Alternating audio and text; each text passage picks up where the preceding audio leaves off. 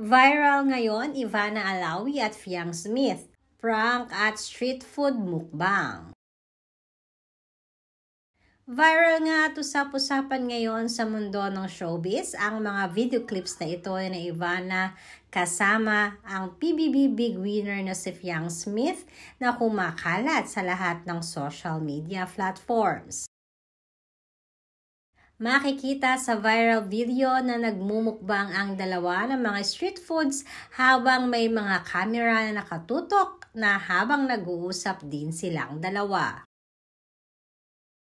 Ayon nga sa mga netizens ay mukhang future collaboration di umano ito ni Ivana Alawi at ni Fiang Smith.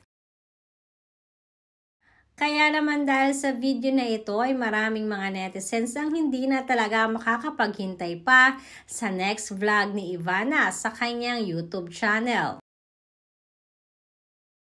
At dahil napakarami na ang followers ni Ivana Alawi at halos lahat ng video niya ay talaga namang click na click sa YouTube, kaya naman merong isang reporter na nagtanong sa kanya kung sino nga ba ang nais niyang makakollab pa sa kanyang mga future videos. Nakakaagad naman itong sinagot ni Ivana at sinabi niyang si Fiang Smith.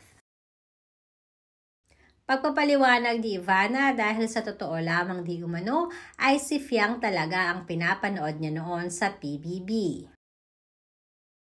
Dagdag pa ni Ivana dahil tuwang-tuwa di umano siya sa ugali ni Fiang kaya naman siya ang gusto niyang makakollab bukod kay Ann Curtis.